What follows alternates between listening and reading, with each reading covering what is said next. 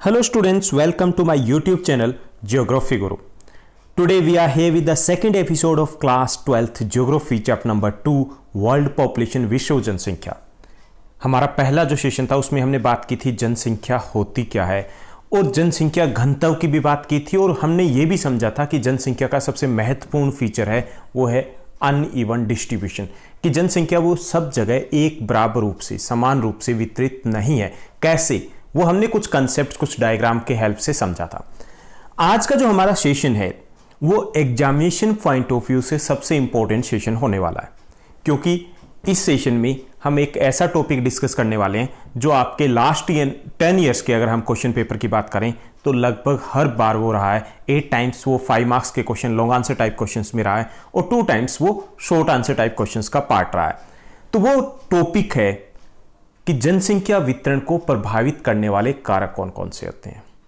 जनसंख्या, जैसा हमने पिछले एपिसोड में बात की थी कि 90% जो 90% सरफेस है, लैंड एरिया है पृथ्वी का, उसके ऊपर 10% लोग रहते हैं और जो 10% भूमि है, भूभाग है, उसके ऊपर 90% लोग रहते हैं। ऐसा क्यों है, या जहां पर लोग रह रहे हैं वहां पर ही लोग क्यों रह रहे हैं, क्या कारण है, तो ये सब कुछ हम जानेंगे आज के एपिसोड में। और उसके बाद दूसरा जो इंपॉर्टेंट आज का टॉपिक रहेगा वो रहेगा जनसंख्या वृद्धि, पॉपुलेशन ग्रोथ की बात करेंगे, उसके वेरियस डायमेंशंस की बात करेंगे आज के हम एपिसोड में।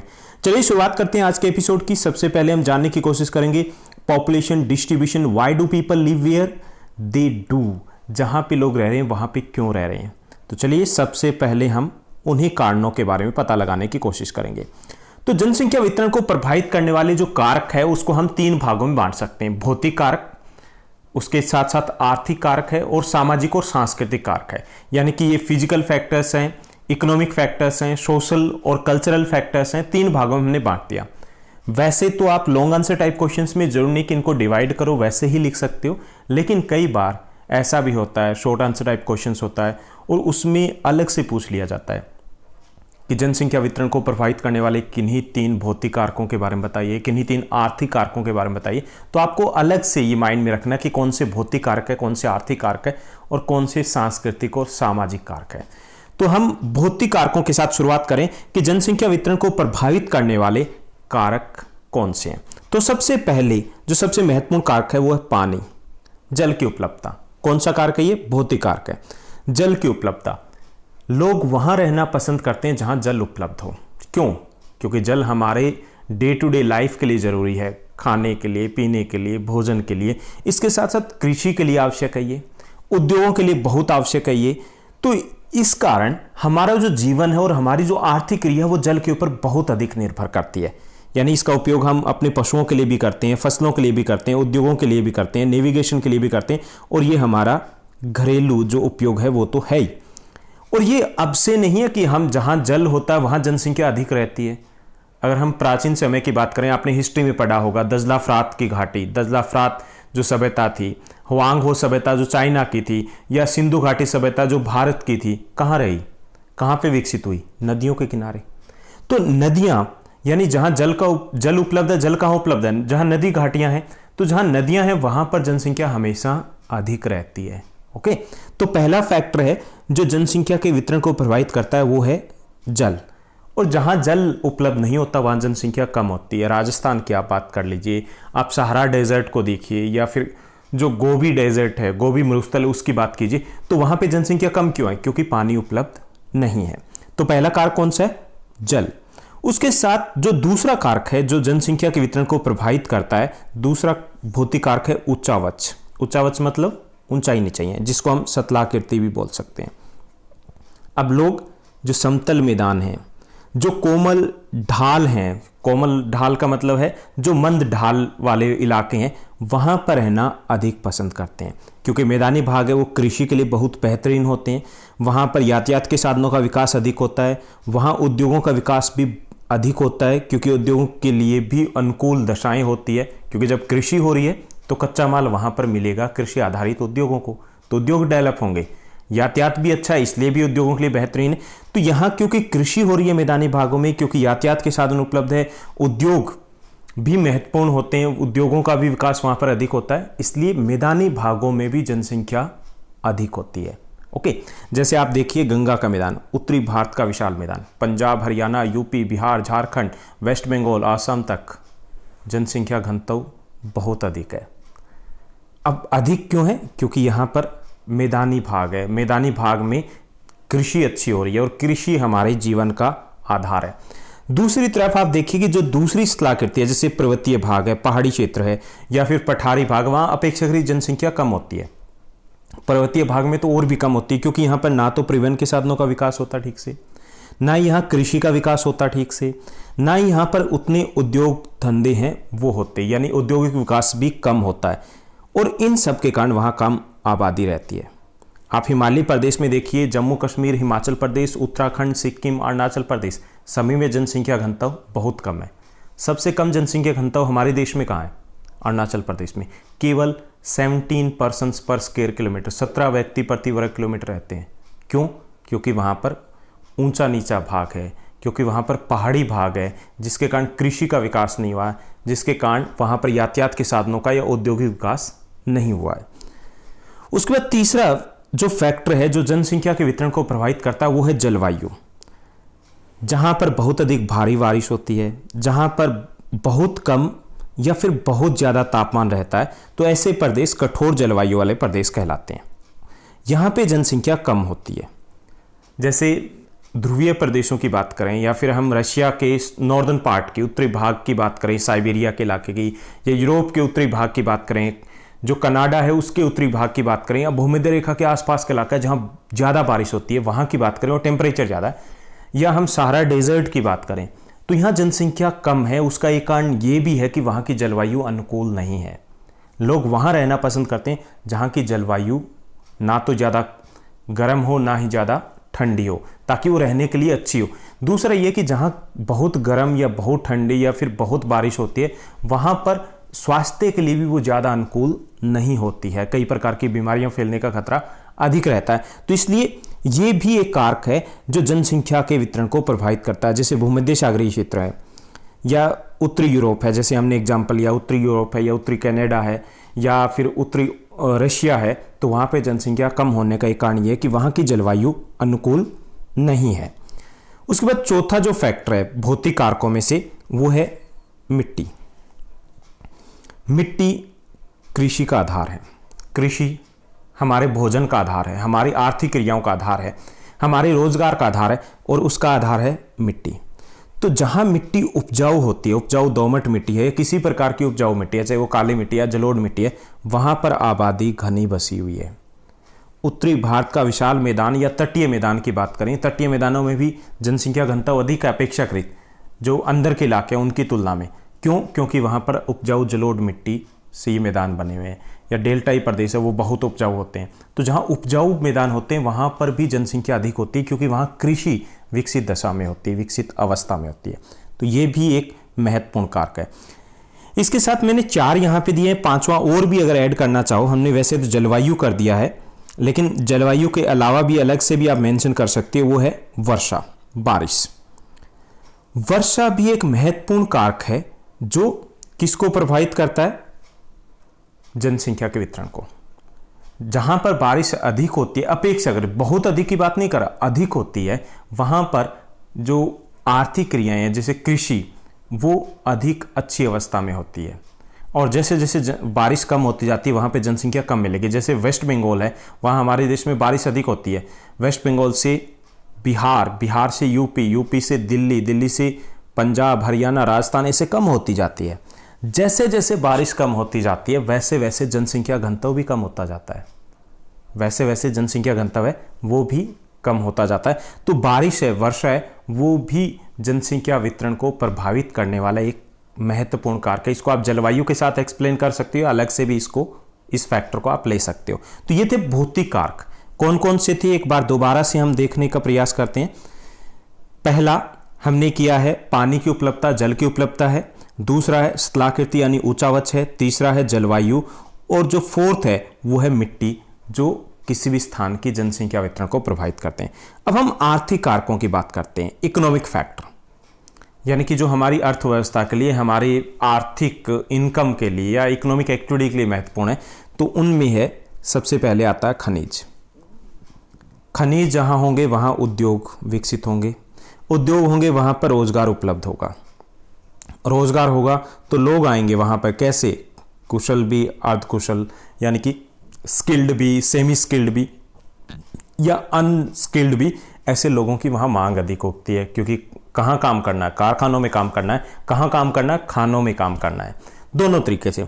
तो जहाँ पर खनिज पाए जाते हैं वहाँ जनसंख्या अधिक होती है, क्योंकि वहाँ उद्योग धंधे होते हैं, वहाँ पर काम होता है, वहाँ रोजगार होता है, तो लोग आसपास के इलाकों से धीरे धीरे वहाँ पर बसना शुरू कर देते हैं और ये इलाके फिर घनी आबादी वाले बन जाते हैं। जर्मनी का रूहर घाटी क्षेत्र है, भारत का छोटा नागपुर पठार है, जो छोटा नागपुर प्लेट्यू रीजन है, तो वहाँ भी जनसंख्या अधिक है। उसका एक बड़ा कारण ये भी है कि वहाँ पर खनिज उपलब्ध है। राजस्थान में खेतड़ी की खान है, तांबे के लिए प्रसिद्ध है, तांबा निकाला जाता है। अब राजस्थान में उसके आसपास के इलाकों में जनसंख्या घनत्व इतना अधिक नहीं है, लेकिन वो खेतड़ी है, वहाँ पर जनसंख्या घनत्व अधिक है और अधिक होने का कारण वहाँ पर खनिज है। ओके, तो खनिज भी एक महत्वपूर्ण कारक है जो जनसंख्या घनत्व को या उसके वितरण को प्रभावित करता है। उसके बाद नेक्स्ट जो इकोनॉमिक फैक्टर है वो है शहरीकरण, अर्बनाइजेशन, नगरीकरण जिसको आप कह सकते हो। शहर होते हैं, वहाँ रोजगार के अवसर अधिक होते हैं, वहाँ अच्छी शिक्षा की सुविधाएं होती है, वहाँ बेहतर चिकित्सा की सुविधाएं होती है, परिवहन की सुविधाएं बेटर होती है, वहाँ पे बेटर कम्युनिकेशन फैसिलिटीज़ होती है, ये सब कुछ बेहतर होता है। इसके साथ साथ लिविंग स्टैंडर्ड है वो भी वहाँ पर बेटर होता है। अब रोजगार की तलाश में लोग वहाँ चले जाएंगे, कुछ चले जाएंगे पढ़ने के लिए या अपने बच्चों को बेटर एजुकेशन दिलाने के लिए, कुछ वहाँ पर बेटर मेडिकल फैसिलिटीज़ है, या लिविंग स्टैंडर्ड के लिए भी लोग वहाँ पर चले जाते हैं। जैसे ही कोई छोटे कस्बे में रह रहा है या गांव में रह रहा है, उसका इनकम लेवल बढ़ता है, वो शहर की तरफ भागता है। तो इसका जो शहरीकरण है वो तेज़ी से होता जा रहा है। शहरीकरण, अब अगर हम बात करें पूरे विश्व में 54%, हमारे देश की बात करें तो 31% के आसपास लोग हैं वो शहरों में रहते हैं, और शहरों की पॉपुलेशन डेंसिटी है वो बहुत अधिक होती है। हमारे देश की कितनी है? 382 व्यक्ति प्रति वर्ग किलोमीटर। दिल्ली की 11,000 है, 11,000 प्लस। तो शहर हैं, जहाँ शहर है वहाँ सुविधाएं अधिक होती है, इसलिए वहाँ पर लोग अधिक संख्या में जाना शुरू कर देते हैं, माइग्रेट करना शुरू कर देते हैं, प्रवास करना शुरू कर देते हैं। तो इससे भी ये भी एक फैक्टर है जो प्रभावित करता है जनसंख्या के वितरण को, कि शहरों में जनसंख्या हमेशा अधिक होती है। उसके बाद है उद्योगकरण। उद्योगकरण यानी कि इंडस्ट्रियलाइजेशन। उद्योग जहाँ पर होंगे वहाँ पर नौकरी, जॉब, रोजगार के अवसर होंगे और लोग बड़ी संख्या में वहाँ की तरफ आकर्षित होते हैं। फुल फैक्टर खींचना शुरू कर देते हैं उद्योग अपनी तरफ लोगों को। और जैसे हम एग्जांपल देखें, जापान का है, कोबे ओसाका एरिया है, अमेरिका का ग्रेट लेक फील्ड है, दिल्ली एनसीआर की हम बात करें तो दिल्ली एनसीआर में आपने देखा होगा, आपके आसपास की कॉलोनी से अगर आप दिल्ली एनसीआर में नहीं रह रहे हैं, आप जिस भी यूपी से हैं या बिहार से या राजस्थान से, हरियाणा से, तो आप देखोगे कि कोई भी जो अच्छे से बीटेक कर ली, कुछ भी कर ली, कि कहाँ जा रहा है जॉब के लिए, दिल्ली एनसीआर में, मैं गुरुग्राम में, मैं मेरठ में, गाजियाबाद में, नोएडा में, फरीदाबाद में, सोनीपत, झज्जर, वहाँ काम कर रहा हूँ, ये बताएंगे। क्यों? क्योंकि वहाँ जॉब अपॉर्चुनिटीज़ अधिक है, इंडस्ट्रीज़ बहुत ज़्यादा हैं। तो जहाँ उद्योग अधिक होते हैं वहाँ भी जनसंख्या अधिक होती है। तो ये भी एक इकोनॉमिक फैक्टर है। तो हमने इकोनॉमिक फैक्टर में बात की खनिजों की, शहरीकरण और उद्योगकरण, ये महत्वपूर्ण इकोनॉमिक फैक्टर है जो जनसंख्या को आकर्षित करते हैं और वहाँ पर जनसंख्या अधिक हो जाती है। इसी कारण जनसंख्या है वो हमेशा, ये फैक्टर, क्योंकि जितने फैक्टर के वो सब जगह एक समान नहीं होते, इसलिए जनसंख्या भी एक समान नहीं होती। हम लास्ट जो थर्ड ग्रुप है उसकी बात करते हैं, वो है सामाजिक और सांस्कृतिक कारक। धार्मिक और सांस्कृतिक स्थल है, वहाँ जनसंख्या हमेशा अधिक होती है। जैसे कुछ धार्मिक स्थान है या सांस्कृतिक महत्व के स्थान है, वहाँ लोग आकर्षित होते हैं। हमारे देश की बात करें, हम हरिद्वार की बात करें, हम वृंदावन की बात करें, हम बात करें अमृतसर की, हम बात करें इसके साथ साथ अजमेर की बात करें, पुष्कर की बात करें, तो जो धार्मिक स्थान होते हैं वहाँ धीरे धीरे लोग, काफ़ी सारे लोग हैं, क्योंकि रोज़गार के अवसर ज़्यादा बढ़ जाते हैं और लोग अपना बिजनेस वहाँ सेट करना शुरू कर देते हैं। छोटे मोटे काम करने वाले हैं, दुकानदार हैं, होटल वाले हैं, और धीरे धीरे वो शहर है वो फैलना शुरू कर देता है, ग्रो करना शुरू कर देता है। तो धार्मिक और सांस्कृतिक कारक जो होते हैं वो भी जनसंख्या के वितरण को प्रभावित करते हैं। हरिद्वार, मक्का, अमृतसर आप एग्जाम्पल दे सकते हो, और बहुत से एग्जाम्पल है जो आपके पास है वो आप एग्जाम्पल दे सकते हो कि ये भी एक कारक है जो जनसंख्या वितरण को प्रभावित करता है। उसके बाद नेक्स्ट जो फैक्टर है वो है शांति और सुरक्षा। अशांति और असुरक्षा या शांति और सुरक्षा, कैसे भी आप लिखिए। लोग कहाँ रहना पसंद करेंगे? जहाँ पे शांति हो वहीं पे रहना पसंद करेंगे, या फिर जहाँ पे अशांति हो कि बस हर 2-4 मिनट के बाद ब्लास्ट हो रही हो ब्रम, ऐसे नहीं, बिल्कुल भी नहीं। लोग सेफ्टी चाहते हैं, लोग शांति चाहते हैं। इसलिए जहाँ पर अशांति होती है वहाँ पर जनसंख्या घनत्व कम होता है। बॉर्डर का एरिया है, वहाँ जनसंख्या घनत्व हमेशा कम मिलेगा, क्योंकि वहाँ पर कुछ अशांति रहती है। हो सकता है कि शांति रहे, लेकिन फिर भी संभावना ही रहती है कि वहाँ पर कभी भी युद्ध जैसी स्थिति हो सकती है। तो जहाँ पर जो इलाके हैं शांतिपूर्ण इलाके होते हैं वहाँ पर जनसंख्या घनत्व अपेक्षाकृत अधिक होगा। जैसे जम्मू एंड कश्मीर जो हमारा राज्य है, वहाँ पर जो बॉर्डर का एरिया, वहाँ पर अपेक्षाकृत जनसंख्या घनत्व वो कम है।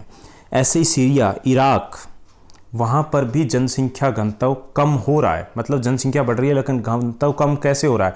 लोग माइग्रेट कर रहे हैं, दूसरे देशों में जा रहे हैं, शरणार्थी बन रहे हैं। तो ये भी एक फैक्टर है जो प्रभावित करता है जनसंख्या के वितरण को। उसके बाद आती है सरकारी नीति, गवर्नमेंट पॉलिसी। गवर्नमेंट पॉलिसी है, ये भी अफेक्ट करती है किसको? जनसंख्या के वितरण को। कैसे इफेक्ट करती है कि जैसे कई बार सरकार है वो किसी विशेष स्थान पर लोगों को कम रहने के लिए प्रोत्साहन देती है। जैसे सीमावर्ती इलाके हैं, या कहीं पर रोक लगा दी कि वहाँ पर कॉलोनी वो सेटअप नहीं हो पाएगी, तो वहाँ पर जनसंख्या के वितरण को प्रभावित किया गवर्नमेंट पॉलिसी ने। कई बार जो गवर्नमेंट है वो कोई सिटी या फिर इस प्रकार से सब अर्बन इलाका है वो प्लान करती है, तो वहाँ पर धीरे धीरे जनसंख्या बढ़ती जाती है। वो किसके कारण हुआ? गवर्नमेंट पॉलिसी के कारण। अब देखिए कि जो आंध्र प्रदेश है वो अपनी कैपिटल डेवलप कर रहा है, अमरावती। हैदराबाद कहाँ? तेलंगाना में रह गया। तो अमरावती को डेवलप करा है, कौन डेवलप करा है? सरकार। और धीरे धीरे वहाँ की जनसंख्या बढ़ेगी, वो भारत के महत्वपूर्ण शहरों में आने वाला है। तो किसके कारण आएगा? वहाँ जनसंख्या वितरण कैसे प्रभावित हुआ? क्योंकि गवर्नमेंट पॉलिसी के कारण गवर्नमेंट ने उस एरिया को कैपिटल डिक्लेयर कर दिया। तो ये सरकार की नीति है, वो भी जनसंख्या वितरण को प्रभावित करती है। तो ये था हमारा इस चैप्टर का सबसे इंपॉर्टेंट क्वेश्चन कि जनसंख्या सब जगह एक समान नहीं होती। पूरी पृथ्वी के 10% इलाके पे 90% लोग रह रहे हैं, और 90% जो इलाका है उसके ऊपर केवल 10% लोग रह रहे हैं। क्यों? ये कारण थे जिसके कारण जनसंख्या सब जगह बराबर नहीं होती। कुछ ऐसे फैक्टर हैं जहाँ पर जनसंख्या अधिक होती है उन फैक्टर के कारण, और बाकी जगह जनसंख्या कम होती है। आइए आगे बढ़ते हैं, हम आज के हमारे सेकंड टॉपिक की बात करते हैं। और हमारा जो सेकंड टॉपिक है वो है जनसंख्या वृद्धि, पॉपुलेशन ग्रोथ। जनसंख्या वृद्धि है, दोनों शब्दों से आप परिचित होंगे। जनसंख्या मतलब जनसंख्या है किसी स्थान विशेष पर समय के दौरान, विशेष समय के दौरान रहने वाले लोगों की संख्या जनसंख्या है। और वृद्धि का अर्थ होता है, क्या होता है? क्या कहा? बढ़ोतरी? जरूरी नहीं है। वृद्धि का जब जनसंख्या के साथ वृद्धि, ग्रोथ शब्द जुड़ता है, तो ये ग्रोथ हमेशा इसका मतलब ये नहीं होता बढ़ोतरी, ये घटोतरी भी हो सकता है, मतलब कम होना भी हो सकता है, बढ़ोतरी जरूरी नहीं है। चलिए हम जानते हैं जनसंख्या वृद्धि क्या है। तो सबसे पहले हम इसी कंसेप्ट को समझते हैं। जनसंख्या वृद्धि है, जनसंख्या वृद्धि का अर्थ है कि किसी दो समय बिंदुओं के बीच में, पहले इसी कंसेप्ट को लेते हैं, किन्हीं दो समय बिंदुओं के बीच में जनसंख्या में होने वाले परिवर्तन को हम जनसंख्या वृद्धि कहते हैं। मान लीजिए आपकी क्लास जो 10th क्लास में या 12th क्लास में, आपकी क्लास में 12th क्लास में इस बार 41 स्टूडेंट्स हैं, और पिछली बार जब 11th में थे 39 थे, 2 बढ़ गए। तो ये क्या है? परिवर्तन हुआ जनसंख्या में। तो ये क्या है? जनसंख्या वृद्धि है। अगर 2 घट भी जाते, 37 भी हो जाते, तो भी ये जनसंख्या वृद्धि थी। यानी कि दो समय बिंदुओं के बीच में किसी स्थान की जनसंख्या में कोई भी बदलाव आता है, जनसंख्या का घटना या बढ़ना है, वो जनसंख्या वृद्धि कहलाता है। ओके, अब ये घटना और बढ़ना दोनों हो सकते हैं। जी हाँ, दोनों ही हो सकते हैं। कैसे हो सकते हैं वो थोड़ी देर वेट कीजिए, उसके बाद उसी के ऊपर आएंगे। तो जनसंख्या वृद्धि का मतलब समझ में आ गया होगा, यानी कि किसी भी स्थान की जनसंख्या में कोई भी बदलाव आता है तो वो जनसंख्या वृद्धि है, चाहे वो घटे या वो बढ़े। ओके, अब जनसंख्या वृद्धि है वो 2 प्रकार की हो सकती है। जनसंख्या वृद्धि 2 प्रकार की हो सकती है, ये प्राकृतिक भी हो सकती है और ये वास्तविक भी हो सकती है। अब प्राकृतिक वृद्धि क्या होती है कि किसी क्षेत्र विशेष में 2 समय बिंदुओं के बीच में जन्म दर और मृत्यु दर में अंतर से बढ़ने वाली जनसंख्या को प्राकृतिक वृद्धि कहते हैं। यानी कि किसी स्थान पर जनसंख्या में कोई भी बदलाव आता है, ठीक है, और वो बदलाव आ रहा है सिर्फ और सिर्फ जन्म दर और मृत्यु दर के कारण, तो उसे हम प्राकृतिक नेचुरल ग्रोथ बोलेंगे। जन्म दर और मृत्यु दर, मान लीजिए कि वहां पर जन्म दर और मृत्यु दर में 2 का डिफरेंस आ रहा है, तो 2 बढ़ गए लोग 1 वर्ष में, ओके, तो वो वहां की नेचुरल ग्रोथ है। इसमें क्या हमें शामिल करना है? सिर्फ जन्म दर, बर्थ रेट और डेथ रेट, सिर्फ इन्हीं में डिफरेंस देखना हमें, तो वो प्राकृतिक ग्रोथ होती है। इसका फॉर्मूला रहता है natural growth equal birth minus death. Okay, समय हमें निर्धारित करना है कि हम मंथली निकाल रहे हैं या फिर एनुअल बेस पे निकाल रहे हैं। तो ये प्राकृतिक वृद्धि होती है। दूसरी होती है वास्तविक वृद्धि, यानी कि आप ये सोच रहे होंगे कि वो अवास्तविक थी। हाँ, वो प्राकृतिक थी, लेकिन वो एक्चुअल में ग्रोथ उससे पता नहीं चला। वास्तविक जनसंख्या वृद्धि क्या होती है, इसमें एक और चीज शामिल कर लेते हैं कि किसी क्षेत्र विशेष में 2 समय बिंदुओं के बीच में जन्म दर मृत्यु दर के अंतर के साथ साथ हम इसमें अप्रवास और उत्प्रवास यानी कि इन माइग्रेशन और आउट माइग्रेशन को भी शामिल करेंगे, तो जो हमें जनसंख्या प्राप्त होगी वो होगी वास्तविक वृद्धि। अब जैसे जन्म दर, आपका कॉलोनी है, वहां पर मान लीजिए कि कुछ बुजुर्गों की डेथ हुई 1 साल के दौरान, 3 बुजुर्गों की, और 5 बच्चों का जन्म हुआ, कितनी बड़ी, तो यह है प्राकृतिक वृद्धि। लेकिन वहां पर एक परिवार जिसमें 9 मेंबर है वो आकर के रहने लग गया, और एक परिवार जिसमें 3 मेंबर थे वो चले गए, हम वो भी जोड़ेंगे तब हमें वास्तविक वृद्धि प्राप्त होगी, एक्चुअल ग्रोथ। यानी कि हम 9 मेंबर वाला परिवार आ गया, 3 वाला चला गया, 6 और बढ़ाने पड़ेंगे, यानी कि 6 और 2 8 बढ़ गए, तो ये हमें एक्चुअल ग्रोथ प्राप्त होगी, क्योंकि वास्तव में ये ऐसा हुआ है। तो इसमें हम माइग्रेशन, प्रवास को भी शामिल करते हैं। इन माइग्रेशन जो आए हैं वो प्लस करेंगे, आउट माइग्रेशन को हम माइनस करेंगे। इसका जो फॉर्मूला रहेगा वो रहेगा एक्चुअल ग्रोथ के लिए हम जन्म जो बर्थ है उसमें से माइनस करेंगे हम डेथ रेट को, और प्लस करेंगे इन माइग्रेशन को, और माइनस कर देंगे आउट माइग्रेशन को, और क्या मिल जाएगा हमें मिल जाएगा एक्चुअल ग्रोथ। ओके, तो जनसंख्या वृद्धि समझ में आ गया होगा। वास्तविक वृद्धि और प्राकृतिक वृद्धि है, ये जनसंख्या वृद्धि के 2 अलग अलग रूप हैं, यानी कि कैलकुलेशन के बेस के ऊपर, तो ये भी आपको क्लियर हो गया होगा। अब जनसंख्या, जैसे मैंने कहा कि जनसंख्या का बढ़ना या घटना दोनों ही जनसंख्या वृद्धि है, दोनों ही जनसंख्या परिवर्तन है, क्योंकि बदलाव हो रहा है। अब उस आधार पे भी ये 2 प्रकार की हो सकती है, ये धनात्मक हो सकती है या फिर ऋणात्मक हो सकती है। ये धनात्मक ऋणात्मक क्या है ये भी जान लेते हैं। सबसे पहले हम धनात्मक यानी कि पॉजिटिव ग्रोथ की बात करेंगे कि जब किसी इलाके में, कोई भी इलाका, विशेष इलाका है, उसमें 2 समय बिंदुओं के बीच में, 2 समय बिंदु मतलब फिक्स होना चाहिए टाइम, 1 साल के बीच में, 2011 और 12 के बीच में लगा लीजिए, 2020 और 21 के बीच में लगा लीजिए। तो जब किसी क्षेत्र विशेष में 2 समय बिंदुओं के बीच में जन्म दर और मृत्यु दर, जन्म दर क्या है, वो मृत्यु दर से अधिक हो, यानी कि वहां पर जन्म दर है वो मृत्यु दर से अधिक है, या फिर वहां पर लोग अन्य क्षेत्रों से आकर के बस जाएं।